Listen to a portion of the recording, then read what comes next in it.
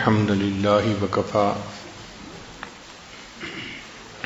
وسلام على عباده الذين اصطفى أما بعد أعوذ بالله من الشيطان الرجيم بسم الله الرحمن الرحيم وأما من خاف مقام ربه ونهى النفس عن الهوى فإن الجنة هي المأوى سبحان ربك رب العزة عما يصفون وسلام على المرسلين والحمد لله رب العالمين اللهم صل على سيدنا محمد وعلى آل سيدنا محمد وبارك وسلم.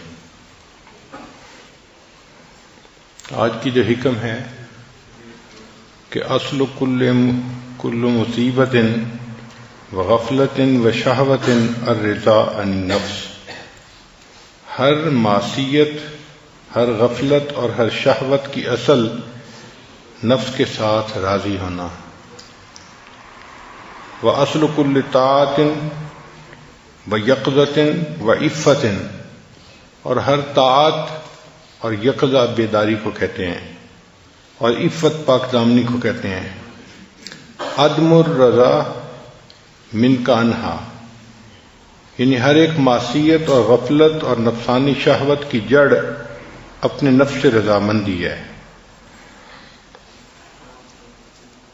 اور ایک طاعت، بیداری اور پاک دامنی کی جڑ اپنے نفس سے ناراضگی ہے.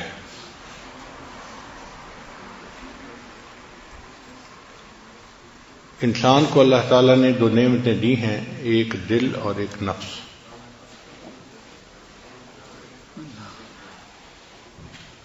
دل جو ہے یہ جذبات کا مقام ہے، محبت کا جذبہ، نفرت کا جذبہ، خوشی کا جذبہ، غم کا جذبہ. جذبات کا تعلق انسان کے قلب سے ہے. اور نفس جو ہے یہ خواہشات کا مقام ہے. ہر اچھی یا بری خواہش انسان کے نفس میں ہوتی ہے. اچھی خواہش تو یہ میں تہجد گزار بن جاؤں، مجھے تکبیر اللہ کی پابندی نصیب ہو جائے، یہ اچھی خواہشات ہے. اور بری خواہش یہ کہ مجھے پہچانا جائے، ہر بندہ میری بات کو مانے، میری بات کو سنا جائے، یہ بری خواہشات ہیں. جب نفس کی اصلاح ہو جاتی ہے تو اس میں اچھی خواہشات رہ جاتی ہیں، اور اگر اس کی اصلاح نہ ہو تو فطرتاً نفس کے اندر برائی ہے. اللہ تعالیٰ نے ارشاد فرمایا وَنَفْسٍ وَمَا سَوَّاهَا فَأَلْهَمَهَا فُجُورَهَا وَتَقْوَاهَا. نفس کی قسم کھا کر فرمایا کہ اس کے اندر ہم نے فسق و فجور اور تقوی دونوں چیزوں کو رکھ لیا ہے. تو جو بندہ اپنے آپ پر محنت نہیں کرتا، اس کا نفس اس کو فسق و فجور ہی کے اوپر آمادہ کرتا ہے. چنانچہ ہر انسان کے نفس کی یہ چاہت ہوتی ہے میری خواہشات پوری ہوں، میں انجوائے کروں، مجھے لذت ملے. آنکھ قابو میں نہیں رہتی، زبان قابو میں نہیں رہتی، کان قابو میں نہیں رہتے، شرمگاہ قابو میں نہیں رہتی. بس وہ چاہتا ہے کہ کسی طرح میری خواہش پوری ہو جائے. اس لیے نفس اپنی مرضی چلاتا ہے. آپ نے سنا ہوگا کئی لوگوں کو، جی میں تو وہ کروں گا جو میری مرضی ہوگی، میرا دل چاہے گا. جب یہ کہہ رہے ہوتے ہیں نا کہ میں وہ کروں گا جو میرا دل چاہے گا، اس کا مطلب یہ کہ میں اپنی مرضی پہ عمل کروں گا، اپنے نفس کی خواہش پہ عمل کروں گا. شریعت کہتی ہے کہ انسان کی مرضی کیا چیز ہوتی ہے، اصل تو اللہ کی مرضی ہے. تو ہمیں تو ہر حال میں اللہ کی مرضی پہ چلنا ہے، اپنی مرضی پہ نہیں چلنا، اللہ کی مرضی پہ چلنا ہے. اور یہی نقطہ سمجھنا ذرا مشکل ہوتا ہے.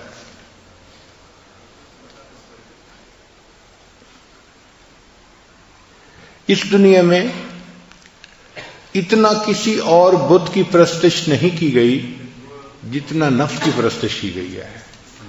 اللہ کے بعد جس معبود کی سب سے زیادہ عبادت کی گئی ہے وہ انسان کا نفس ہے، اور کوئی بت نہیں ہے ایسا، انسان کا نفس ہے. یہ اتنا بڑا معبود ہے کہ انسانوں نے اپنے من کی پرستش کی ہے، اپنے من کی پوجا کی ہے. جو دل نے کہا وہ کر لیا، اس چیز کو سوچا ہی نہیں کہ شریعت اجازت دیتی ہے یا نہیں دیتی۔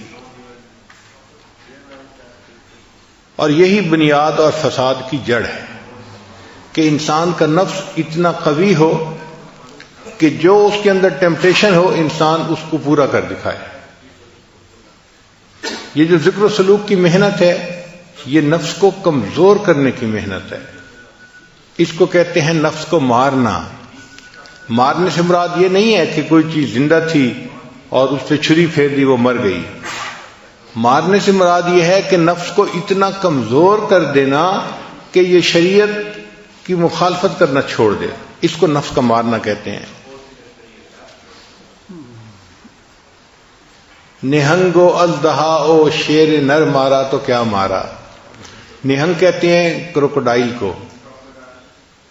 کروکوڈائل کو مارنا اتنا مشکل کام نہیں ہے، پائتھن کو مارنا مشکل کام نہیں ہے، میل لائن کو مارنا اتنا مشکل کام نہیں ہے، مشکل کام ہے اپنے نفس کو مارنا۔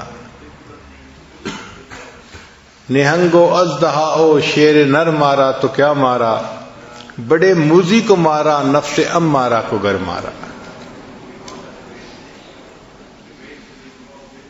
گیا شیطان مارا ایک سجدے کے نہ کرنے سے، شیطان ایک سجدے نہ کرنے کے اوپر مارا گیا، اس کو دربار سے دھتکار دیا۔ گیا شیطان مارا ایک سجدے کے نہ کرنے سے، ہزاروں سال سجدے میں جو سر مارا تو کیا مارا۔ اس نے ہزاروں سال جو سجدے کیے زمین پر تو ان کا کیا فائدہ نکلا؟ نتیجہ تو یہ تھا نا کہ ایک سجدے کے نہ کرنے پہ وہ اللہ کے دربار سے دھتکار دیا گیا۔ تو بات یہی ہے کہ ہم آج ایسی زندگی گزار رہے ہیں کہ جن کاموں میں ہمارا نفس موافقت کرتا ہے ہم شریعت کے ان کاموں کی، ان باتوں کی پابندی کرتے ہیں، اور جس کام میں نفس مخالفت کرتا ہے تو شریعت کا حکم چھوڑ کے نفس کی پوجا کر لیتے ہیں، نفس کے پیچھے چل پڑتے ہیں۔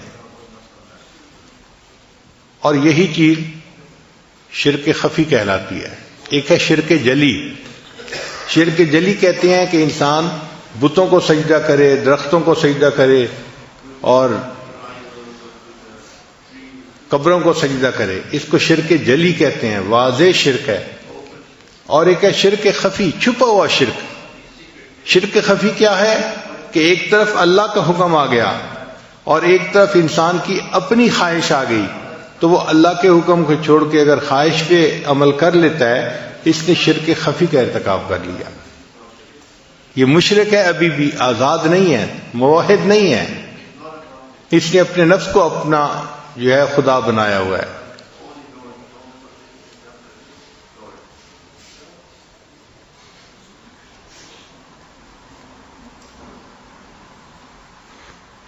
تو یہ ذکر و سلوک کی محنت انسان کو سکھاتی ہے کہ ہم نے اپنے نفس کی خواہشات کو کیسے توڑنا ہے، کیسے چھوڑنا ہے اور اس کو کیسے رد کرنا ہے، اپنی ٹیمپٹیشنز کو کیسے ہم نے برداشت کرنا ہے۔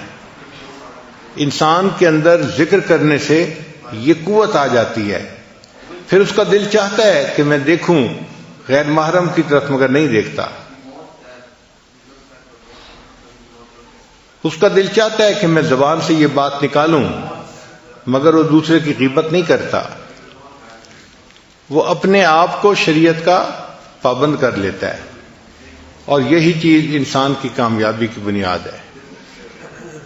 اب نفس کمزور ہو جائے اس کے لیے ہمارے اکابر نے بہت محنتیں کروائیں۔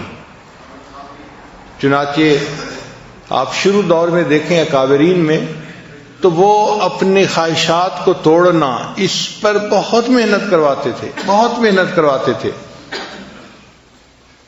دل میں چاہت پیدا ہوئی نہیں پوری کرنی تاکہ نفس کمزور ہو جائے۔ مقصد کیا تھا؟ نفس کمزور ہو جائے۔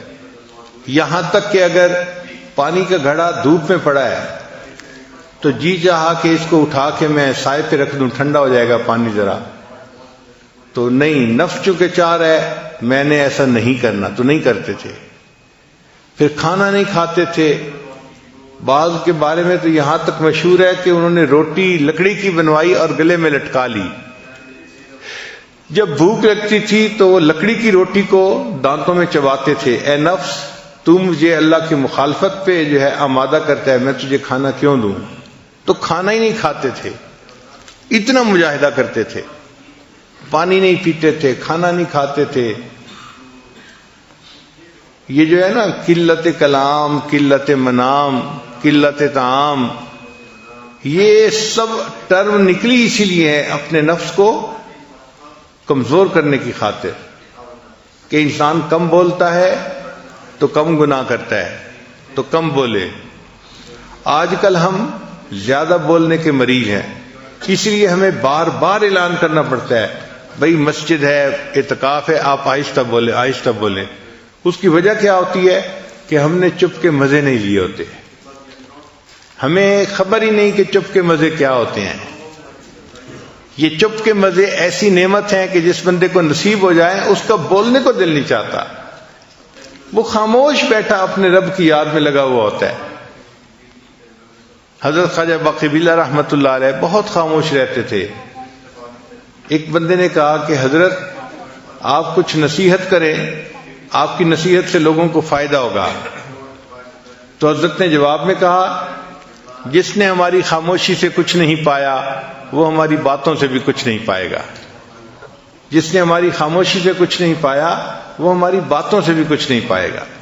تو خاموش رہنا آسان کام نہیں ہے. بندے کی ایک طبیعت بنی ہوتی ہے بولنے کی، اور ذرا موقع ملتا ہے تو بولنا ہی شروع کر دیتا ہے، رکنا بھی چاہے تو رک نہیں سکتا. اور جس کو خاموشی کے مزے اللہ تعالیٰ فرما دیں اس کا دل گھبرا رہا ہوتا ہے کہ کیوں اتنی ٹر ہو رہی ہے. جیسے برسات کے موسم میں مینڈک ہوتے ہیں نا تو ٹر ہو رہی ہوتی ہے، ایک آواز آ رہی ہوتی ہے مستقل. اسی طرح بندہ چپ نہیں رہ سکتا، ٹر کرتا رہتا ہے، بولتا رہتا ہے بولتا رہتا ہے.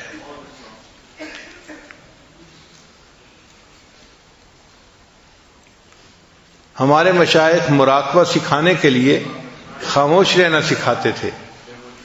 چنانچہ حضرت اقدس تھانوی رحمۃ اللہ کی خانقاہ پہ جو بندہ تربیت کے لیے آتا تھا پہلا کام اس کے ذمہ لگتا تھا کہ آپ نے کلام نہیں کرنا، بات نہیں کرنی، چپ رہنا ہے. ہاں سلام اگر کوئی کرے تو اس کا جواب دے سکتے ہیں چونکہ وہ واجب ہے، اس کے علاوہ کلام نہیں کر سکتے. تو صرف سلام کا جواب دینے کی اجازت تھی، اس کے علاوہ کلام کرنے کی اجازت نہیں تھی. حضرت خواجہ مجذوب رحمۃ اللہ علیہ چونکہ شاعر تھے اور ان سے لوگ زیادہ واقف بھی تھے اور مانوس بھی تھے، تو ان سے زیادہ باتیں کرنے کی کوشش کرتے تھے. تو حضرت خواجہ مجذوب رحمۃ اللہ نے کیا کیا تھا، ایک گتے کے اوپر لکھ دیا تھا خاموش، اور دھاگا ڈال کے اس کو گلے میں لٹکا لیا تھا. تو اگر کوئی بندہ ان سے بات کرنے لگتا تھا تو وہ اس کی طرف اشارہ کر دیتے تھے، صرف بھئی دیکھ لو یہ سائن ہے خاموش. اس طرح خاموش رہتے تھے. حضرت مفتی محمد شفیع رحمۃ اللہ علیہ اور حضرت مولانا یوسف بن نوری رحمۃ اللہ علیہ کے بارے میں آتا ہے کہ جب دونوں شہزادوں نے علم حاصل کر لیا تو تھانہ بھون حاضر ہوئے کہ حضرت کی خدمت میں کچھ وقت رہتے ہیں. اب جب وہاں گئے تو عشاء کی نماز پڑھ کے کمرے میں آئے. دونوں کو رہنے کے لیے ایک ہی کمرہ دے دیا گیا تھا. تو کچھ بیٹھے تو کوئی بات چیت شروع ہو گئی. تازہ علم پڑا ہوا تھا، بات ہوتی گئی. تھوڑی دیر کے بعد جو خانقاہ کا خادم تھا بوڑھا، وہ آیا. اس نے آ کے دروازہ کھٹکھٹایا کہ جی خانقاہ میں عشاء کے بعد باتیں کرنے کی اجازت نہیں ہے، آپ چپ ہو جائیں. وہ چپ ہو گئے، مگر اس کو روٹین میں لیا. اور تھوڑی دیر کے بعد پھر کوئی مسئلہ شروع ہو گیا، پھر باتیں شروع ہو گئیں. جب پھر باتیں شروع ہونے لگیں تو تھوڑی دیر کے بعد وہ خانقاہ کا خادم آیا اور اس نے آ کے کہا کہ جی مجھے حضرت کی طرف سے یہ حکم ہے کہ جو ایک دفعہ منع کرنے پہ نہ رکے اور پھر باتیں کرتے رہے، اس کی سامان کی گٹھڑی اس کے سر کے اوپر رکھو اور اس کو خانقاہ سے دھکا دو، جاؤ. جب آپ نے بات سمجھنی نہیں تو رہنے کا کیا فائدہ، کیوں وقت اپنا بھی ضائع کر رہے ہو، ہمارا بھی ضائع کر رہے ہو.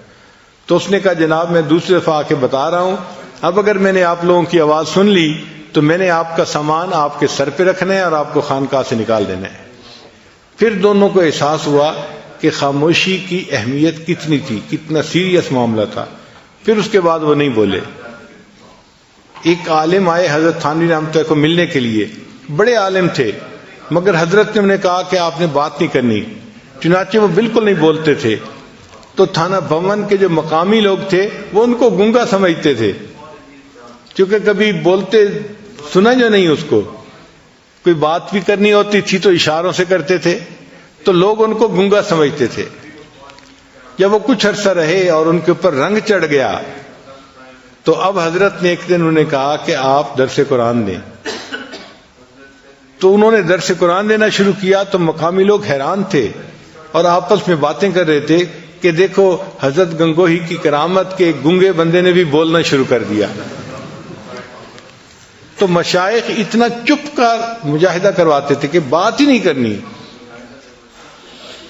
اور واقعی چپ کے اپنے مزے ہیں، ہم اس سے واقف نہیں. ابھی اگر واقف ہو جائیں تو بات کرنا ہمیں مشکل نظر آئے، دل نہ چاہے بات کرنے کو.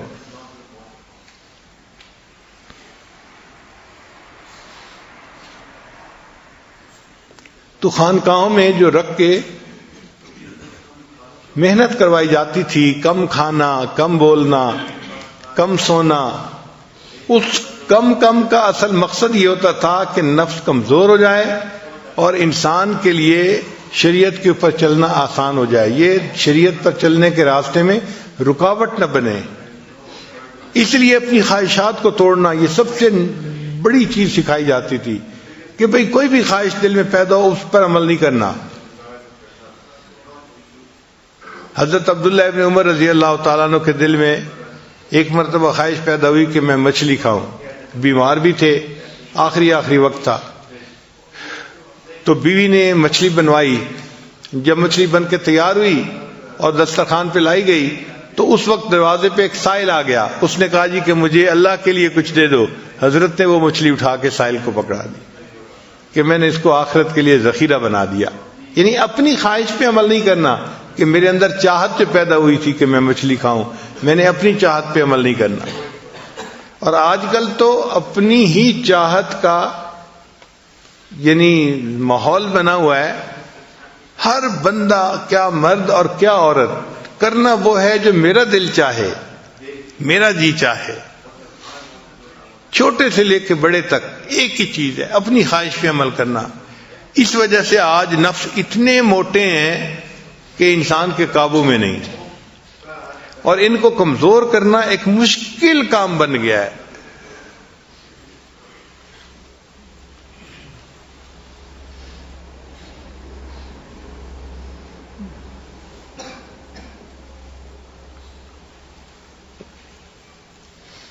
حتیٰ کہ لوگ نیکی والی زندگی بھی اختیار کر لیتے ہیں، نیکی پہ آ بھی جاتے ہیں، مگر من مانی اتنی ہوتی ہے کہ ذرا نفس کے کچھ خلاف ہو جائے تو پھر دیکھو ان کو غصہ کیسے آتا ہے، اوفینڈ کیسے ہو جاتے ہیں. او فوراً ایک ڈفرینٹ بندہ نظر آنا شروع ہو جائے گا.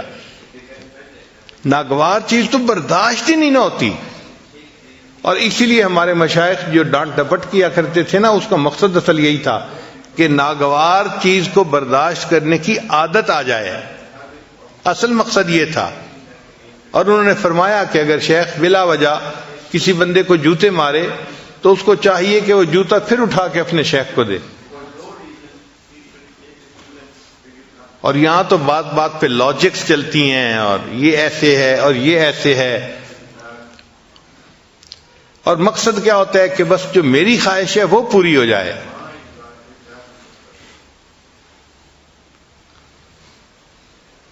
تو تصوف سیکھنے کے اصل مقصد ہے اپنے نفس کو کمزور کرنا اور اس کو شریعت کی لگام ڈالنا.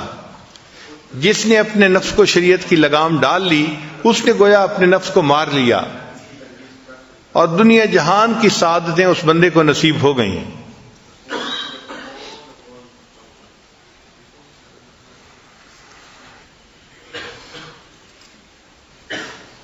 چنانچہ تمام باطنی بیماریوں کا تعلق نفس کے ساتھ ہے.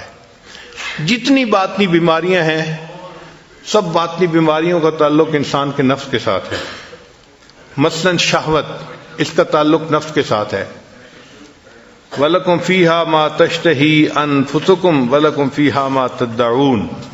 تو دیکھا شہوت کی نسبت نفس کے ساتھ کی گئی، تو شہوت کا تعلق بھی انسان کے نفس کے ساتھ ہے. پھر خواہشات کا تعلق بھی نفس کے ساتھ ہے.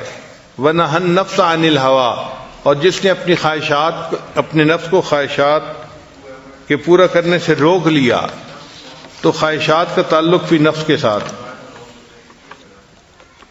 پھر تیسری چیز ہے حماقت. حماقت کا تعلق بھی نفس کے ساتھ ہے. الا من صفح نفسا، صفاحت کہتے ہیں احمق یعنی حماقت کو. تو الا من صفح نفسا، مگر وہی کہ جس نے احمق بنایا اپنے آپ کو، تو اس کا تعلق بھی نفس کے ساتھ ہوا. پھر بخل کا تعلق بھی نفس کے ساتھ ہے. وَأُحْضِرَتِ الْأَنفُسُ الشُّحَّ، یہ جو شح ہے نا، ہرس، یہ انسان کے نفس میں ہوتی ہے. پھر حسد کا تعلق بھی نفس کے ساتھ ہے. قرآن پاک میں فرمایا حسدا من عند انفسہم، ان کے نفوس کے اندر حسد تھا. پھر تکبر بھی نفس کے اندر ہوتا ہے. لقد استکبروا فی انفسہم، تحقیق بہت تکبر رکھتے ہیں اپنے نفوس میں. یعنی تکبر بھی نفس میں، شہوت بھی نفس میں، حسد بھی نفس میں، بخل بھی. تو یہ تمام بیماریوں کا مجموعہ تو نفس میں ہو گیا. اسی لیے نفس کی اصلاح کی جو محنت ہے، اسی کو تصوف ضرور تزکیہ کہتے ہیں اور تصوف کہتے ہیں. اچھا، بعض لوگ پریشان ہو جاتے ہیں کہ یہ تصوف کا لفظ کہاں سے آ گیا؟ بھئی صفا سے ہے، صاف کرنا. جیسے میل ہوتی ہے اس کو صاف کر دیتے ہیں. نفس کے اوپر جو میل آئی ہوئی ہے، قلب کے اوپر جو میل آئی ہوئی ہے، اس کو صاف کرنا، اس کو تصوف کہہ دیا. آپ کوئی اور لفظ بولنا چاہتے ہیں تو اور بول دیں، حقیقت کو تو نہیں نا آپ رد کر سکتے. نفس کی خواہشات کو روکنا، ان کو چھوڑنا، نفس کو کمزور کرنا، یہ وہ تعلیم ہے جو قرآن و حدیث میں دی گئی ہے، اور اس کا انکار کوئی نہیں کر سکتا. وہی بندہ جنت میں جائے گا جس نے اپنی خواہشات کو روکا. بلکہ فرمایا وَأَمَّا مَنْ خَافَ مَقَامَ رَبِّهِ، جو اپنے رب کے سامنے کھڑا ہونے سے ڈرا. وَنَهَى النَّفْسَ عَنِ الْهَوَىٰ، اور اس نے اپنے نفس کو خواہشات میں پڑنے سے روک لیا. فَإِنَّ الْجَنَّةَ هِيَ الْمَأْوَىٰ، یہ بندہ ہے جس کو قیامت کے دن جنت عطا کی جائے گی. کتابوں میں ایک عجیب واقعہ لکھا ہے کہ امام شافعی رحمۃ اللہ کے زمانے میں ایک حاکم وقت تھا جو بیوی کے ساتھ بڑے اچھے موڈ میں تھا، اور بیوی کسی وجہ سے ناراض تھی. اب یہ جتنا قریب ہونے کی کوشش کرتا وہ اتنا پیچھا دھکیلتی تھی. اب ادھر سے اصرار اور ادھر سے انکار. خیر کچھ دیر یہ محبت پیار کا اظہار کرتا رہا، لیکن بیوی چونکہ بالکل ہی رد کرتی رہی، انکار کرتی رہی، تو اس نے تھوڑا اس کے ساتھ سختی کر دی. انسان جذبات میں ہوتا ہے تو پھر سختی کر لیتا ہے. جب اس نے سختی کی نا تو وہ تو پہلے ہی غصے میں تھی، اس نے غصے میں کہہ دیا دوزخی پیچھے ہٹ. اب جب اس نے یہ کہہ دیا دوزخی پیچھے ہٹ تو اس کو غصہ چڑھ گیا. حاکم وقت سے آخر اس نے جواب میں کہہ دیا اگر میں دوزخی ہوں تو تجھے میری طرف سے 3 طلاق. خیر وہ وقت تو گزر گیا. جب تھوڑا عقل ٹھکانے میں آئی، غصہ ٹھنڈا ہوا، تو بیوی نے بھی سوچا کہ مجھے اس کو دوزخی تو نہیں کہنا چاہیے تھا، غلط کام کیا میں نے. اور خامد نے سوچا اگر اس نے کہہ دیا تھا تو مجھے طلاق تو نہیں دینی چاہیے تھی. دونوں نے اپنی اپنی غلطی کا اعتراف کیا، مگر مسئلہ یہ تھا کہ طلاق واقع ہوئی ہے یا نہیں ہوئی. اب یہ مشروط طلاق تھی کہ اگر میں دوزخی تو تجھے 3 طلاق. تو کنڈیشنل طلاق تھی. اب فیصلہ کون کرے کہ تم جنتی ہو یا جہنمی ہو؟ یہ تو کوئی فیصلہ نہیں کر سکتا. یہ تو فیصلہ قیامت کے دن میزان پہ اعمال تلنے کے بعد ہوگا. کون جنتی ہے، کون دوزخی ہے، کون مقبول ہے، کون مردود ہے. بے خبر کیا خبر تجھ کو کیا کون ہے. جب تلیں گے عمل سب کے میزان پر تب کھلے گا کہ کھوٹا کھرا کون ہے. یہ کھوٹے کھرے کا تو پتہ قیامت کے دن جا کے چلے گا، اس سے پہلے تو نہیں چلتا. اب جس عالم سے وہ جا کے مسئلہ پوچھتے وہ عالم کہتا بھئی میں تو نہیں اس کا جواب دے سکتا. حتیٰ کہ یہ بات ٹاک آف دی ٹاؤن بن گئی. ہر بندے کی زبان پہ یہی مسئلہ کہ جی ایسا واقعہ پیش آیا ہے اور کوئی عالم اس کا جواب نہیں دے رہا. امام شافعی رحمۃ اللہ لڑکے تھے اس وقت، چھوٹی عمر تھی. آپ نے بات سنی تو آپ نے فرمایا کہ ہاں میں اس مسئلے کا جواب دے سکتا ہوں. چنانچہ بادشاہ کو اطلاع ملی تو بادشاہ نے بندے بھیج کے ان کو بلوایا. جب امام شافعی رحمۃ اللہ ان کے پاس پہنچے تو انہوں نے کہا کہ بھئی آپ کیا پوچھنا چاہتے ہیں؟ اس نے کہا جی میں یہ پوچھنا چاہتا ہوں کہ میری بیوی کو طلاق ہوئی یا نہیں ہوئی. تو امام شافعی رحمۃ اللہ نے فرمایا کہ اس کے لیے میں آپ سے ایک بات پوچھوں گا نجی زندگی کے بارے میں، آپ مجھے صحیح سے ہی جواب دیں، پھر میں آپ کو اس کا جواب بتاؤں گا. اس نے کہا پوچھیں. امام صاحب نے کہا کہ مجھے اپنی زندگی کا کوئی ایسا واقعہ سنائیں کہ جب آپ بڑا گناہ کرنے پر قادر ہوں اور اللہ کے ڈر کی وجہ سے آپ نے گناہ نہ کیا ہو. کوئی ایسا واقعہ آپ کی زندگی میں آیا، کوئی ایسا موقع؟ تو بادشاہ نے سوچ کے کہا ہاں ایک مرتبہ ایسا موقع پیش آیا. بھئی کون سا واقعہ؟ اس نے کہا جی کہ ایک دفعہ میں دفتر سے ذرا جلدی اپنے گھر آ گیا اور جب میں اپنے کمرے میں داخل ہوا تو میرے کمرے میں جو کام کرنے والی ایک نوجوان لڑکی تھی وہ کام کر رہی تھی، یعنی بستر ٹھیک کر رہی تھی، صفائی کر رہی تھی. میں کمرے میں داخل ہوا تو میں نے کنڈی لگا دی. جب کمرے میں دیکھا تو وہ جوان لڑکی میرے بیڈ کے پاس موجود ہے. اب ذرا میں اس کے قریب ہوا تو مجھے اس کے حسن و جمال کا اندازہ ہوا کہ وہ تو بہت ینگ لڑکی تھی اور بہت خوبصورت لڑکی تھی. تو میں نے جب اس کے حسن و جمال کو دیکھا تو میرے دل کے اندر خواہش پیدا ہوئی. اب اللہ نے عورت کو سمجھ دی ہوتی ہے، چنانچہ وہ لڑکی فوراً سمجھ گئی بادشاہ کے انداز سے کہ اس کے قدم اٹھانے کا انداز اچھا نہیں ہے. تو جب بادشاہ اس کے ذرا قریب ہوا نا تو لڑکی نے کہا یا ملک اتق اللہ، اے بادشاہ اللہ سے ڈر. کہتے کہ جب اس نے یہ الفاظ کہے تو میرے دل پر ان الفاظ کا ایسا اثر ہوا کہ میں نے اس کو کہا کہ اچھا تم یہاں سے چلی جاؤ، میں تمہیں ہاتھ بھی نہیں لگاتا.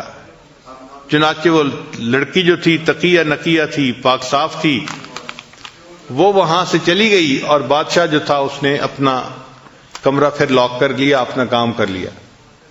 کہنے لگا کہ یہ ایک ایسا موقع تھا اگر میں اس لڑکی کے ساتھ بدکاری کرنا چاہتا تو کوئی مجھے پوچھنے والا نہیں تھا، چونکہ میں بادشاہ تھا،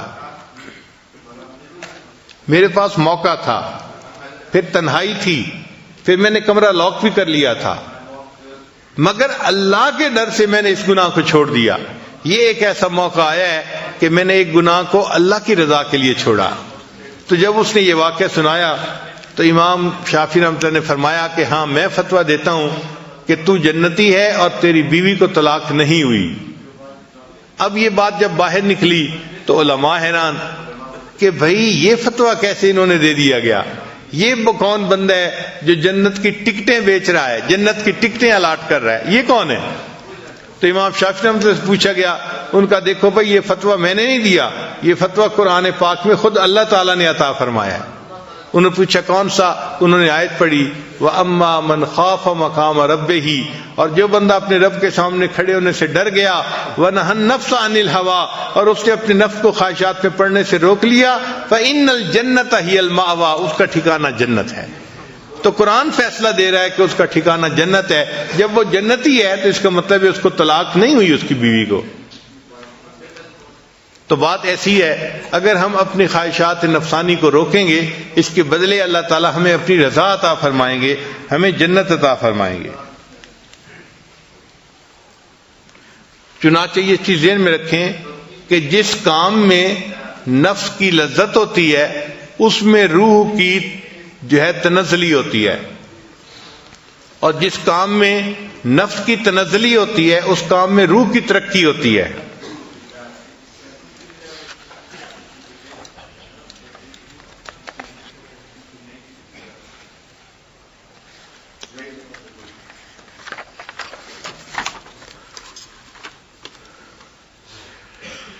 چنانچہ جس کام سے نفس کے اوپر چوٹ پڑتی ہے اس کام سے انسان کو روحانی ترقی نصیب ہوتی ہے،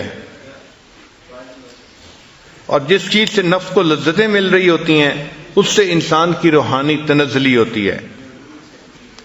کہتے ہیں کہ حضرت باجید بستامی رحمۃ اللہ کو ایک مرتبہ خواب میں اللہ تعالیٰ کی زیارت نصیب ہوئی. خواب میں زیارت کا نصیب ہونا یہ ممکن ہے، بزرگوں نے لکھا ہے کتابوں میں. تو انہوں نے اللہ سے پوچھا، اے اللہ کیف اصل الیک، میں آپ تک کیسے پہنچ سکتا ہوں، میں آپ تک پہنچنا چاہتا ہوں، اے اللہ میں آپ تک کیسے پہنچ سکتا ہوں. تو رب کریم نے آگے سے جواب دیا، اے میرے پیارے دع نفسک و تعال، تو اپنے نفس کو چھوڑ دے اور میرے تک آ جا. اس لیے باجید بستامی رحمۃ اللہ فرمایا کرتے تھے کہ جنت 2 قدم ہے. اکثر محفلوں میں فرماتے تھے جنت 2 قدم ہے، جنت 2 قدم ہے. تو کسی نے کہا کہ حضرت آپ کیسے کہتے ہیں کہ جنت 2 قدم ہے؟ آپ نے فرمایا پہلا قدم اپنے نفس پہ رکھ لو، تمہارا دوسرا قدم جنت پہ پہنچ جائے گا. تو پہلا قدم نفس پہ رکھنا پڑتا ہے، تب نفس مرتا ہے، ورنہ نہیں نفس مرتا. اور یہ ذہن میں رکھنا کہ ہمارا بدترین دشمن ہمارا اپنا نفس ہے. حدیث پاک ہے، اعداء عدوک نفسک التی بین جنبیک، کہ تم اپنے نفس سے دشمنی رکھو، وہ نفس جو تمہارے جو ہے وہ پہلو کے درمیان میں ہے، وہ تمہارا سب سے بڑا دشمن ہے. ہم اپنے نفس کو پالنے میں لگے ہوتے ہیں اور نفس ہمیں جہنم میں دھکے دینے میں لگا ہوتا ہے. اور یہ نفس ایسا مکار ہے کہ اس کا مکر شیطان سے بھی زیادہ. آپ دیکھیں کہ شیطان نے آدم علیہ السلام کو سجدہ نہ کیا، اس نے اللہ کی نافرمانی کی. تو سوال پیدا ہوتا ہے کیوں نافرمانی کی؟ اس وقت تو کوئی اور شیطان نہیں تھا جس نے اس کو ورغلایا ہو، تو اس نے کیوں سجدہ نہیں کیا تھا؟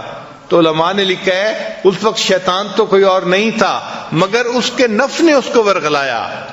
تو نفس وہ بدبخت ہے، بدکار ہے کہ جس نے عزازیل کو شیطان بنوا دیا. یعنی شیطان کو شیطان بنوانے والا جو گرو گنٹھال ہے وہ نفس ہے. تو نفس جو ہے یہ زیادہ بڑا دشمن ہوا. اب انسان کو گناہ کا جو خیال آتا ہے نا، کئی مرتبہ شیطان کی طرف سے آتا ہے، کئی مرتبہ نفس کی طرف سے آتا ہے. تو سالک کو پتہ نہیں چلتا کہ یہ کدھر سے جو ہے وہ میسج آ رہا ہے، کون میسج بھیج رہا ہے گناہ کا. تو ہمارے بزرگوں نے اس کو کھول دیا. وہ فرماتے ہیں کہ جب گناہ کا کوئی خیال آئے اور بار بار اسی گناہ کا تقاضا ہوتا رہے کہ یہی گناہ کرنا ہے، تو سمجھ لو کہ یہ نفس کی طرف سے ہے. کیونکہ نفس کی مثال ضدی بچے کی طرف سے ہے. وہ ایک چیز اگر منہ سے نکال دیتے ہیں نا تو کہتے ہیں کہ بس مجھے وہی چاہیے، مجھے وہی چاہیے. تو نفس بھی اسی طرح ہے کہ ایک مرتبہ جو خیال آ گیا گناہ کا، یہ بار بار اسی خیال کے اوپر وہی خیال دل میں لاتا رہتا ہے. اور اگر شیطان کسی کے دل میں گناہ کا خیال ڈالے اور بندہ اس کو رد کرے تو شیطان اس گناہ پہ جمع نہیں رہتا، یہ پھر دوسری آپشن بھیج دیتا ہے. اچھا یہ نہیں ہو سکتا تو چلو یہ کر لیں، اچھا یہ نہیں ہوتا تو چلو یہ کر لیں، دوسری آپشن، تیسری آپشن، چوتھی آپشن. مقصد اس کا یہ ہے کہ کہیں نہ کہیں گناہ کی تشکیل ہو جائے اس کی. اگر ایک میں نہیں ہوتی تو دوسرے میں، نہیں ہوتی تو تیسرے میں. تو اگر آپ کے ذہن میں گناہ کا خیال آئے اور آپ اس کو روکیں اور روکنے پر گناہ کی آپشن نئی سے نئی آتی رہے تو آپ سمجھ جائیں کہ یہ میسج شیطان بدبخت بھیج رہا ہے. اور اگر اسی گناہ ہی کا ذہن کے اندر جو ہے وہ خیال رہے تو آپ سمجھ لیں کہ یہ میرا نفس ہے جو میرے ساتھ مکاری کر رہا ہے.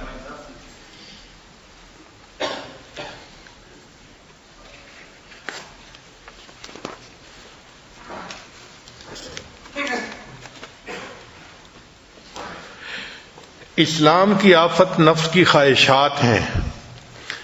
حضرت امام ربانی حضرت مجدد ثانی رحمۃ اللہ اپنے مکتوبات میں اس پہ بہت تفصیل لکھتے ہیں.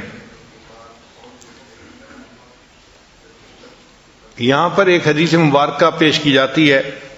حضرت عبداللہ ابن عباس عنہ نے فرمایا ہر چیز کے لیے ایک آفت ہوتی ہے. علم کے لیے بھول جانا ایک آفت ہے، عبادت کے لیے سستی کرنا آفت ہے، عقل کے لیے غرور کرنا آفت ہے، برتن کے لیے بھاری پن آفت ہے، تجارت کے لیے جھوٹ بولنا آفت ہے، سخاوت کے لیے فضول خرچی کرنا آفت ہے، خوبصورتی کے لیے عجب اور تکبر آفت ہے، دین کے لیے ریاکاری آفت ہے، اور خواہش نفسانی اسلام کے لیے آفت ہے۔ یعنی یہ خواہش نفسانی اتنی بری چیز ہے کہ یہ دین اسلام کے لیے آفت ہے۔ اب سوال پیدا ہوتا ہے کہ آخر یہ انسان کا نفس اتنا خطرناک کیوں ہے؟ تو اس کا جواب اس لیے کہ یہ گھر کا چور ہے، یعنی گھر کا بھیدی ہے، اور جو گھر کا بھیدی ہوتا ہے وہ لنکا ڈھائے، وہی زیادہ نقصان دیتا ہے جو گھر کے اندر ہوتا ہے۔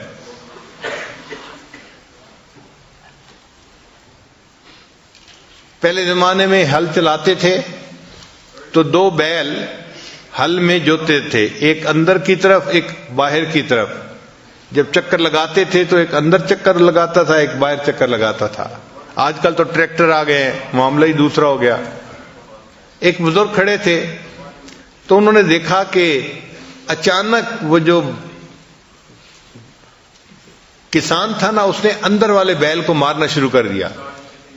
تو اس نے پوچھا بھئی تم باہر والے کو نہیں مار رہے، اندر والے کو کیوں مارتے جا رہے ہو؟ اس نے کہا کہ اس نے ٹاپا مارا ہے۔ ٹاپا مارنا کہتے ہیں کہ آپ ہل چلا رہے ہیں پھر کوئی چیز جگہ درمیان میں زمین کی چھوڑ کے، یعنی روٹین سے ہٹ کے جگہ چھوڑ کے آگے چلے جانا، اس کو ٹاپا کہتے ہیں۔ اور جب بھی وہ ٹاپا مارتے ہیں تو اندر والا بیل جو ہے نا وہ بدماشی کرتا ہے، جس کی وجہ سے کچھ زمین خالی رہ جاتی ہے، ورنہ تو روٹین میں چلتا رہتا ہے سلسلہ۔ تو جس طرح انہوں نے پھر فرمایا کہ میاں اگر بیل نے ٹاپا مارا تم اس کو اتنا مار رہے ہو، جو تمہارا نفس ٹاپے مار رہا ہے، اگر اللہ نے تجھ سے پوچھ لیا تو تمہارا کیا بنے گا؟ تو ہم بھی جو گناہ کرتے ہیں وہ ہمارا نفس ٹاپے مار رہا ہوتا ہے، ہمارا نفس ہمیں مکاری کے ساتھ گناہ کی طرف متوجہ کر رہا ہوتا ہے۔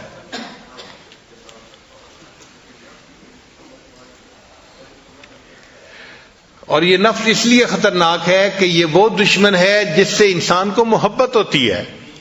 عام طور پر دشمن سے انسان کو نفرت ہوتی ہے، مگر یہ وہ دشمن ہے کہ جو ہے بھی دشمن اور انسان کو اس سے محبت بھی ہے، اس لیے یہ زیادہ خطرناک ہے۔ حدیث مبارکہ میں ہے کہ عقل مند انسان وہ ہے جو اپنے نفس کو سیدھا رکھے۔ الکیس من دان نفسہ وعمل لما بعد الموت۔ عقل مند وہ ہے کہ جو اپنے نفس کو سیدھا رکھے اور مرنے کے بعد کے لیے عمل کرے۔ والعاجز من اتبع نفسہ ہواہا وتمنى علی اللہ۔ اور عاجز وہ ہے کہ جو اپنے نفس کی خواہشات کی اتباع کرے اور اللہ سے تمنا رکھے کہ اللہ مجھے جنت بھیج دیں گے، یعنی کام گناہ والے کر رہا ہے اور تمنا جنت کی رکھی ہوئی ہے۔ ایک حدیث پاک میں ہے کہ طاقتور انسان وہ ہوتا ہے جو اپنے نفس کو سیدھا رکھے۔ ان الشدید، جو طاقتور ہوتا ہے وہ کون ہوتا ہے؟ اور ایک حدیث پاک میں ہے کہ اصل مجاہد وہ ہوتا ہے جو اپنے نفس سے لڑتا ہے۔ المجاہد من جاہد نفسہ فی طاعت اللہ۔ مجاہد وہ ہوتا ہے جو اپنے نفس کے ساتھ اللہ کی رضا کے لیے مجاہدہ کرتا ہے۔ ایک حدیث پاک میں ہے کہ متقی وہ ہے جو نفس کو شدید محاسبہ میں رکھے۔ چنانچہ میمون بن مہران اللہ فرماتے ہیں، میمون بن مہران رحمۃ اللہ فرماتے ہیں کہ انسان اس وقت تک متقی نہیں بن جاتا جب تک کہ وہ اپنے نفس کو شدید محاسبے میں نہ رکھے۔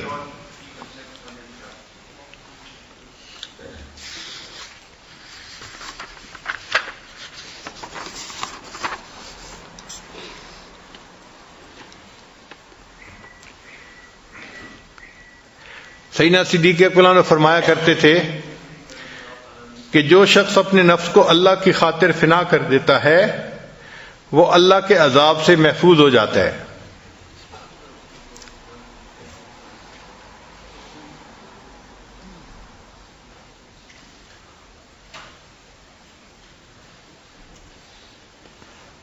حضرت عمر بن عبد العزیز رحمۃ اللہ علیہ فرمایا کرتے تھے کہ افضل اعمال نفس کی مخالفت ہی کی وجہ سے کیے جا سکتے ہیں، یعنی جب انسان نفس کی مخالفت کرتا ہے تو جو عمل اس وقت کرتا ہے اس عمل پر بڑا اجر ملتا ہے، وہ افضل اعمال ہوتے ہیں۔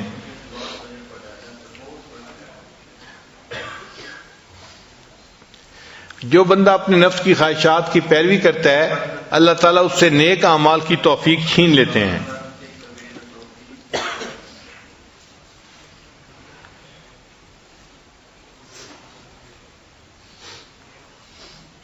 چنانچہ محمد بن حنفیہ فرمایا کرتے تھے کہ انسان کو جنت تب ملے گی جب وہ اپنے نفس کو خواہشات کو توڑے گا، قطع کرے گا۔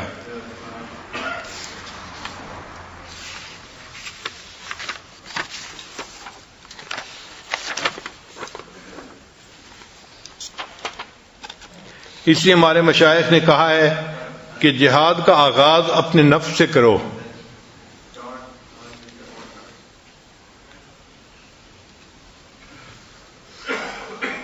ابدأ بنفسک، کہ تم جہاد کا آغاز اپنے نفس سے کرو۔ اگر تم اپنے نفس کے ساتھ نہیں کر سکتے تو تم کفار کے ساتھ کیا کرو گے؟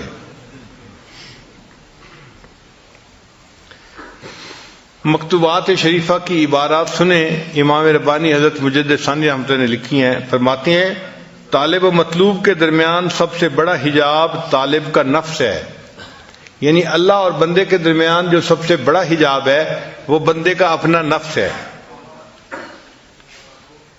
پھر آگے فرماتے ہیں میرے مخدوم و مکرم، انسان کا نفس امارہ جاہ و ریاست کی محبت پر پیدا کیا گیا ہے، اس کی تمام ہمت و کوشش اپنے ہم اثروں پر بلندی حاصل کرنا ہے، اور وہ فطری طور پر اس بات کا خواہاں ہے کہ تمام مخلوقات اس کی محتاج اور اس کی اوامر و نواہی کے تابع ہو جائے، اور وہ خود کسی ایک کا بھی محتاج اور محکوم نہ ہو۔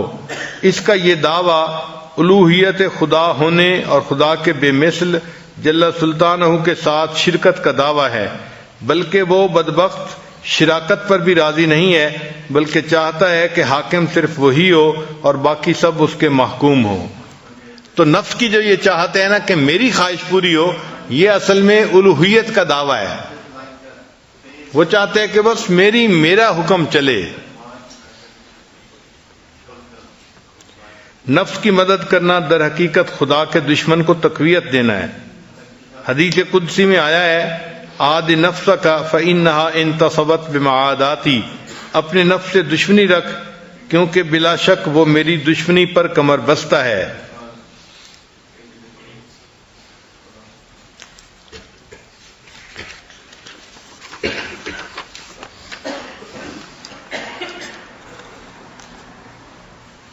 چنانچہ فرماتے ہیں کہ نفس کی شرارت ابلیس کی شرارت سے زیادہ ہے۔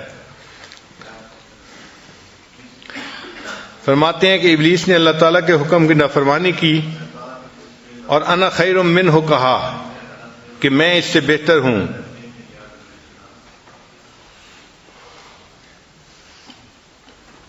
لیکن پھر اس نے جب بنی آدم کو بہکایا تو شیطان نے انسان کو بہکانے کے بعد اس سے اپنی برات ظاہر کی کہ انی بریء منک انی اخاف اللہ رب العالمین، یعنی شیطان بدبخت نے انسان سے اللہ کی نافرمانی تو کروائی، لیکن کروانے کے بعد شیطان نے برات اپنی ظاہر کر دی کہ میں بری ہوں، وہ ڈر گیا اللہ سے۔ لیکن نفس ایسا باغی ہے کہ اس نے کہا انا ربکم الاعلی، اور اس پر وہ نہ نادم ہوا نہ پریشان ہوا اور نہ اس سے اس نے برات کا اظہار کیا۔ اس سے پتہ چلا کہ نفس کی شرارت زیادہ ہے بنسبت ابلیس یعنی شیطان کے۔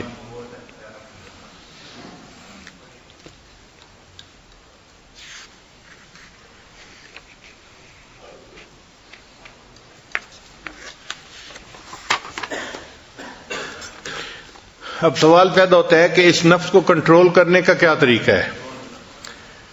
تو تین باتیں بڑی اہم ہیں۔ پہلی بات کہ نفس کو شہوات سے روکا جائے۔ کوئی بھی خواہش نفسانی انسان کے ذہن میں پیدا ہو فوراً اس پر عمل نہیں کرنا چاہیے، بلکہ اس کو روکنا چاہیے، اس پہ عمل نہیں کرنا۔ تو نفس کو خواہشات سے روکا جائے، پہلی بات۔ دوسری بات، نفس پر عبادات کا بوجھ ڈالا جائے۔ جتنا زیادہ عبادت کا بوجھ ڈالیں گے اتنا نفس کمزور ہوگا، زیادہ نوافل پڑھیں، زیادہ تلاوت کریں، زیادہ روزے رکھیں، زیادہ ذکر کریں. جتنا عبادت زیادہ کریں گے اتنا نفس کمزور ہوگا. اور تیسری بات کہ اللہ سے دعا مانگتے رہیں، کیونکہ نفس کی اصلاح اللہ کی رحمت کے بغیر ممکن نہیں. قرآن پاک میں ہے وما ابرئ نفسی ان النفس لامارۃ بالسوء الا ما رحم ربی. جس پر رب کا رحم ہوتا ہے اس بندے کا نفس جو ہے وہ سیدھا ہو جاتا ہے، ورنہ تو نفس کا سیدھا ہونا مشکل ہے.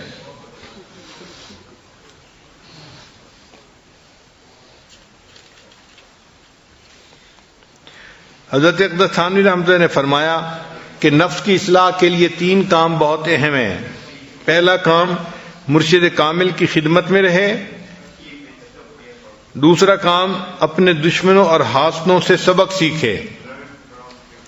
اور تیسرا کام کہ دوسرے لوگوں سے عبرت پکڑے.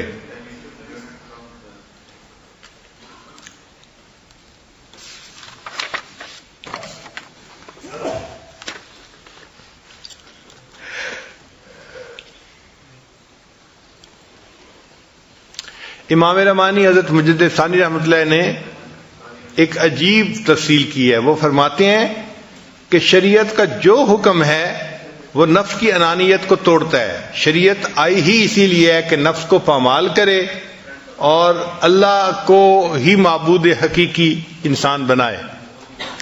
انبیاء نے آ کے وہی طریقہ سکھایا کہ جس طریقے پر چل کر انسان اپنے نفس کی مکاری سے بچ سکتا ہے اور اپنے اللہ کے پسندیدہ بندوں میں شامل ہو سکتا ہے.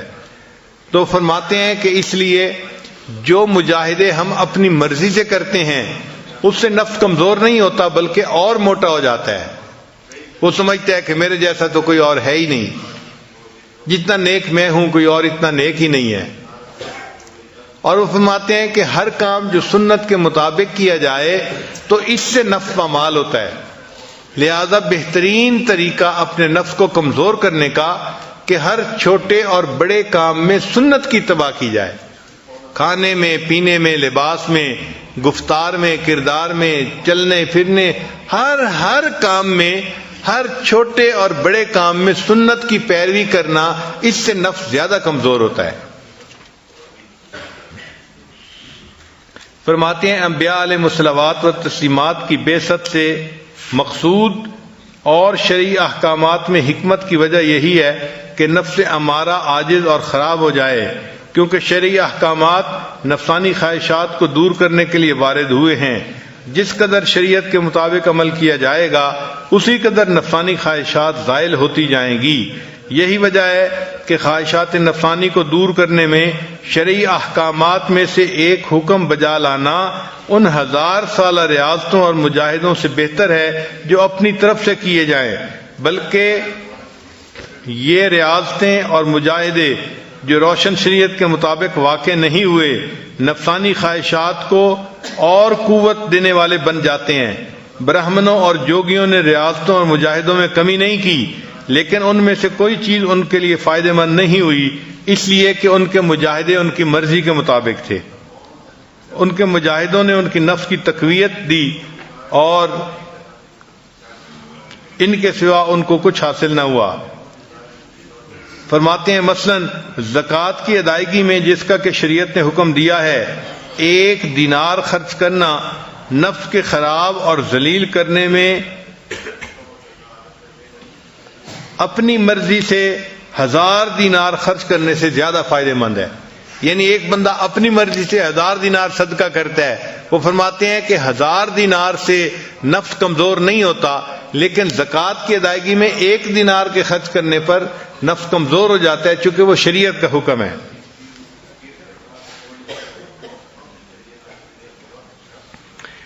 اس لیے فرماتے ہیں کہ عید الفطر کے دن کھانا کھانا اس سے نفس کمزور ہوتا ہے، اور اپنی مرضی سے پورا سال نفلی روزے رکھنا اس سے نفس کمزور نہیں ہوتا، چونکہ وہ اپنی مرضی تھی اور یہ اللہ کے حکم کی فرما برداری تھی. نماز فجر کی 2 رکعتوں کو جماعت کے ساتھ ادا کرنا جو کہ سنتوں میں سے ایک سنت کا بجا لانا ہے، اس بات سے کئی درجے بہتر ہے کہ انسان تمام رات نفل نماز ادا کرتا رہے اور فجر کی نماز جماعت کے بغیر ادا کرے. یعنی ایک آدمی ساری رات عبادت کرتا رہتا ہے اور فجر کی جماعت بغیر نماز کے پڑھے سو جاتا ہے، اس سے زیادہ بہتر ہے کہ وہ ساری رات سوتا رہے اور فجر کی نماز با جماعت ادا کرے۔ غرض کہ جب تک نفس کا تزکیہ نہ ہو اور دماغ سرداری کے مال خولیہ کی پلیدی سے پاک نہ ہو، نجات محال ہے۔ اس مرض کے دور کرنے کی فکر ضروری ہے تاکہ ایسا نہ ہو کہ اس مرض میں ابدی موت آ جائے۔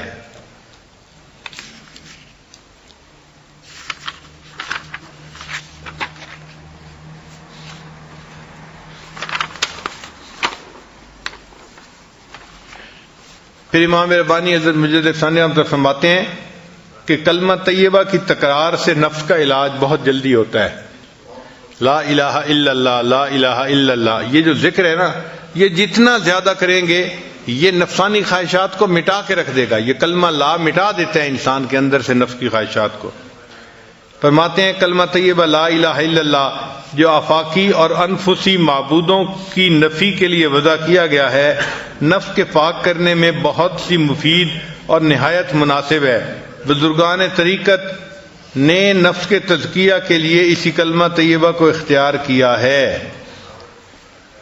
تا بجارو بلا نہ روبی را نہ رسید در سرائے الا اللہ، جب تک تو لا کی جھاڑو سے صفائی راہ کی صفائی نہیں کرے گا اس وقت تک تو الا اللہ کے باب میں داخل نہیں ہوگا۔ یعنی لا الہ کی ذکر سے معبود جو ہیں نفسانی معبود ان کی نفی ہو جاتی ہے، تو جب معبودوں کی نفی ہو جاتی ہے تو انسان کو اللہ کے دروازے پر پہنچنے کی سعادت نصیب ہو جاتی ہے۔ اس لیے لا الہ الا اللہ جو ہے یہ انسان کے دل کو روشن کر دیتا ہے۔ نبی علیہ السلام نے ارشاد فرمایا جددوا ایمانکم بلا الہ الا اللہ، بقول لا الہ الا اللہ، کہ تم لا الہ الا اللہ کے کلمے کو پڑھ کر اپنے ایمان کی تجدید کر لو، اس کو تازہ کر لیا کرو۔ اس لیے اپنے ایمان کو تازہ کرنے کے لیے سالکین کو بتایا جاتا ہے کہ وہ دن میں کم از کم 5000 مرتبہ لا الہ الا اللہ پڑھیں تاکہ ان کا ایمان تازہ رہے۔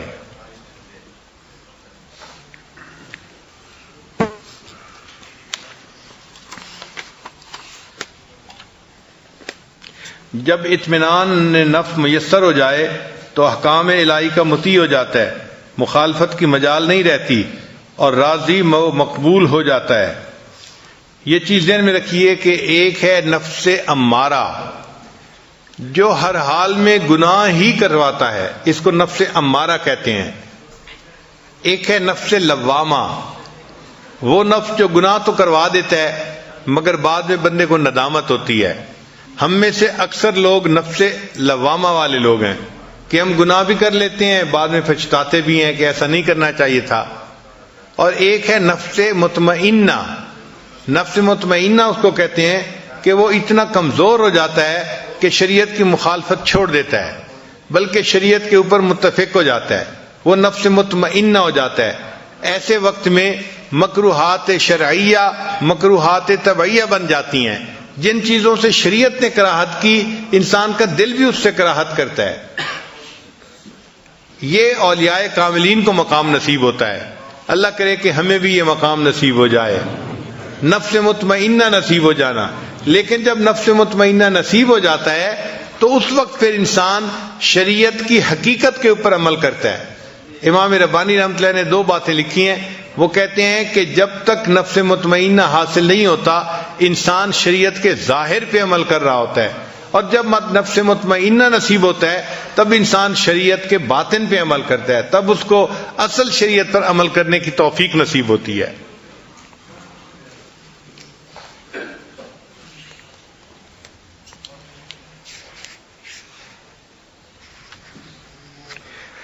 اور اس پر دلیل بڑی پیاری لائے ہیں۔ امام ربانی فرماتے ہیں کہ نبی رسول نے ارشاد فرمایا لا یؤمن احدکم حتی یکون ہواہ تابعا لما جئت بہ، تم میں سے کوئی شخص اس وقت تک مومن نہیں ہو سکتا جب تک کہ اس کی خواہشات نفسانی میری شریعت کے تابع نہ ہو جائیں۔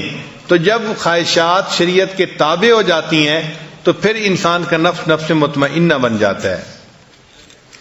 فرماتے ہیں کہ نفس مطمئنہ کے نصیب ہونے پر انسان کو اسلام حقیقی میسر ہو جاتا ہے. اور اس پر اللہ فرماتے ہیں یا ایتھا النفس المطمئنہ ارجعی الی ربک راضیۃ مرضیہ فادخلی فی عبادی وادخلی جنتی. انسان کو جب فنائے قلب حاصل ہوتی ہے تو ولایت صغریٰ کا مقام ہے.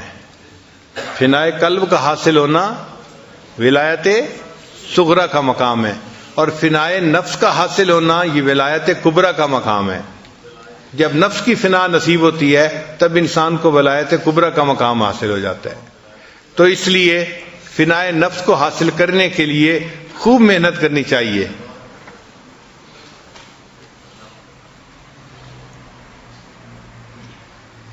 امام ربانی رحمۃ اللہ فرماتے ہیں کہ دیکھیں جو سب سے برا تھا جب نیکی پہ آیا تو سب سے اچھا وہی بن گیا.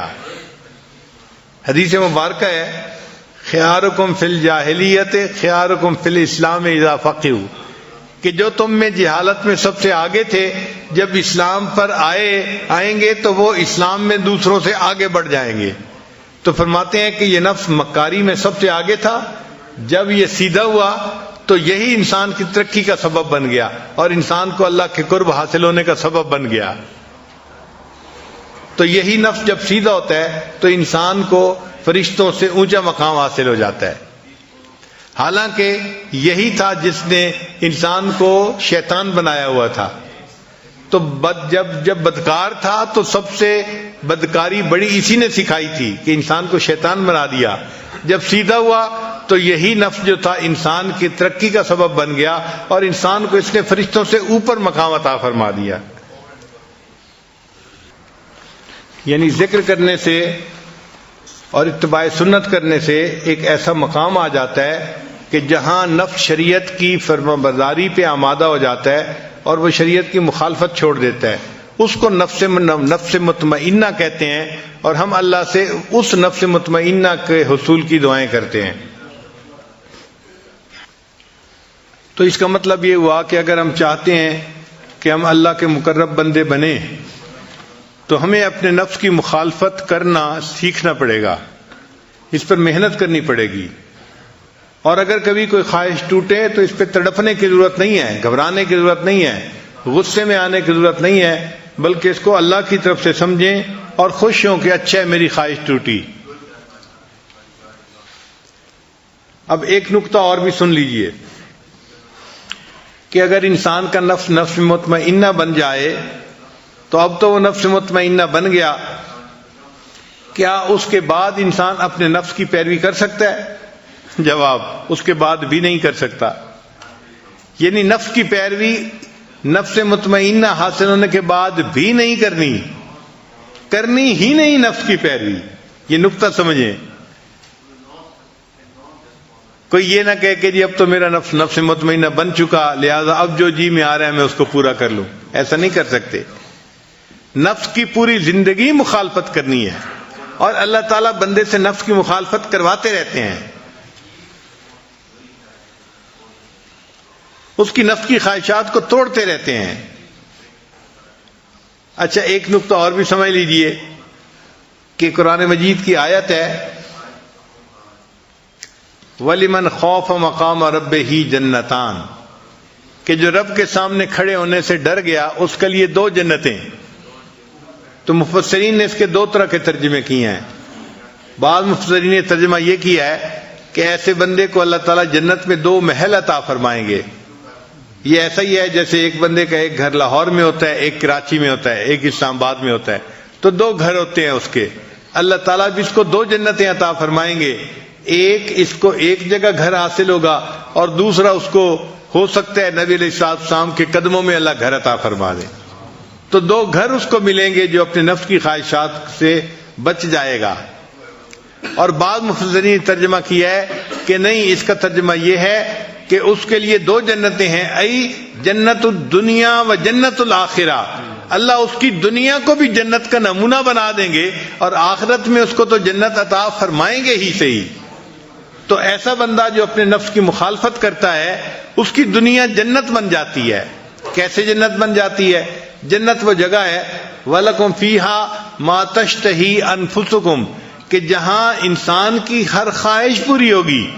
تو انسان ایک ایسے مقام پہ پہنچ جاتا ہے اپنے نفس کی مخالفت کرتے کرتے کہ اللہ تعالیٰ اس کے نفس کی ہر چاہت کو پورا فرما دیتے ہیں. اس کے دل میں خواہش پیدا ہوتی ہے، اللہ اس کو پورا کر دیتے ہیں. یعنی ایک مرتبہ میں نے اپنے حضرت حمزہ سے سوال پوچھا کہ حضرت ایک آدمی مستجاب الدعوات ہوتا ہے، یہ تو بڑا اونچا مقام ہے. حضرت فرمان لگے ہاں. میں نے کہا کیا اس سے بھی اونچا مقام ہے؟ حضرت فرمان لگے ہاں، مستجاب الدعوات بندے کو تو مانگنا پڑتا ہے.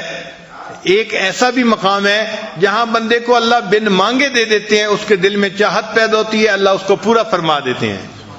ایک مقام اس سے بھی اونچا ہے، اور یہ اللہ مومن کو عطا فرماتے ہیں کہ مومن کے دل میں چاہت پیدا ہوئی، اللہ اس کو پورا کر دیتے ہیں. اسی مقام کی طرف اشارہ کیا علامہ اقبال نے، خودی کو کر بلند اتنا کہ ہر تقدیر سے پہلے خدا بندے سے خود پوچھے بتا تیری رضا کیا ہے. اللہ بندے سے پوچھتے ہیں میرے بندے تو کیا چاہتا ہے. چونکہ یہ بندہ نفس کی تمام خواہشات کو توڑ چکا، اب اللہ اس کی خواہشات کو پورا کرنا چاہتے ہیں، تو اللہ نے اس کی دنیا کی زندگی کو اس کے لیے جنت بنا دیا. چنانچہ اللہ اس کی خواہشات کو پورا کر دیتے ہیں.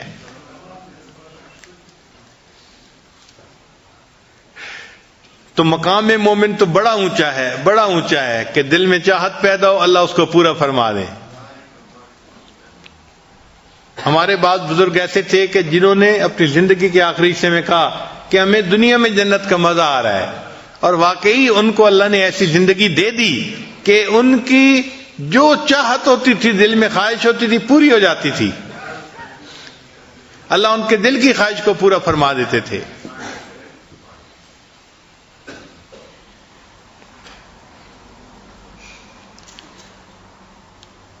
ہمارے زندگی میں جو مشکلات ہیں، مصیبتیں ہیں، پریشانیاں ہیں، یہ ساری کی ساری ہمارے گناہوں کا نتیجہ ہوتی ہیں. ما اصابکم من مصیبت فبما کسبت ایدیکم، تمہارے ہاتھوں کی کمائی ہے. اگر ہم گناہ کرنا چھوڑ دیں تو اللہ تعالیٰ مومن کو ایسی زندگی دنیا میں دیں کہ جو جنت کا نمونہ دنیا بن جائے اس کے لیے.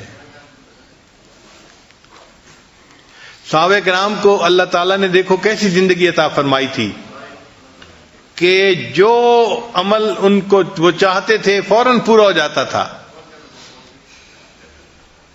کہیں پہ دریا نے ان کو راستے دے دیے، اور کہیں جانور ان کے کہنے پہ جنگل چھوڑ کے چلے گئے.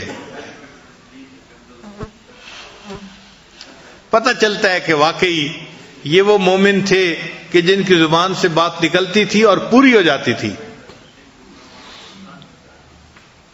اس کی وجہ کیا تھی؟ جس جسم کے اوپر اللہ کا حکم نافذ ہو جائے گا، اس جسم سے نکلنے والی بات اللہ تعالیٰ دنیا کے اوپر نافذ فرما دیں گے. یہ اصول سمجھیں. یہ جو ہمارا 6 فٹ کا جسم ہے نا، اس کے اوپر ہم جتنا اللہ کے حکم کو نافذ اچھی طریقے سے کر لیں گے، اتنا ہماری بات دنیا کے اوپر نافذ آسانی سے ہو جائے گی. اگر 100% اللہ کا حکم ہم نے اپنے جسم پہ نافذ کر لیا، اب ہماری زبان سے بات نکلے گی، اللہ اس بات کو دنیا کے اندر نافذ کر دیں گے، بات پوری ہو جائے گی. اس کو علامہ اقبال نے کہا ہے، عشق ہے تیری سفر، عقل ہے تیری سفر، عشق ہے شمشیر تیری. عقل ہے تیری سفر، سفر کہتے ہیں ڈھال کو. عقل ہے تیری سفر، عشق ہے شمشیر تیری. میرے درویش خلافت ہے جہانگیر تیری. ماں سو اللہ کے لیے آگ ہے تکبیر تیری. یہ جو تو اللہ اکبر کہتے ہیں نا، یہ ماں سو اللہ کے لیے آگ ہے، سب کو جلا کے رکھ دیتا ہے. ماں سو اللہ کے لیے آگ ہے تکبیر تیری. تو مسلمان ہے تو تدبیر ہے تقدیر تیری. اگر تو سچے معنوں میں مسلمان بن گیا، جو تو تدبیر بنائے گا، اللہ فرماتے ہیں میں اس کو تیری تقدیر بنا دوں گا، وہی تیری تقدیر ہوگی. تو اپنی تدبیر بنائے گا، میں اس کو تیری تقدیر بنا دوں گا. ماں سے اللہ کے لیے آگ ہے تکبیر تیری. تو مسلمان ہے تو تدبیر ہے تقدیر تیری. اور اخیر پہ کیا خوبصورت شعر کہا کہ محمد سے وفا تو نے تو ہم تیرے ہیں, یہ جہاں چیز ہے کیا لوح قلم تیرے ہیں. اے محمد, اے مومن, اگر تو نے میرے محبوب صلی اللہ علیہ وسلم سے وفا کی یعنی ان کی اتباع کی تو ہم تیرے ہیں, یہ دنیا کیا چیز ہے لوح قلم تیرے ہیں. تو مومن کو تو اللہ نے ایسا مقام عطا فرما دیا, اور یہ مقام ملتا ہے اس نفس کی جو ہے وہ اصلاح سے, اس نفس کو کمزور کرنے سے, اس نفس کو شریعت کی لگام پہنانے سے, اور اسی مقصد کے لیے ہم یہاں اکٹھے ہوئے ہیں. لہذا اس اعتکاف میں دعا مانگیے اللہ تعالی ہمیں نفس مطمئنہ عطا فرما دے, شریعت کی 100% تابعداری عطا فرما دے, اور اللہ ہمیں اپنے فرما بردار بندوں میں شامل فرما لے. وآخر دعوانا ان الحمد للہ رب العالمین.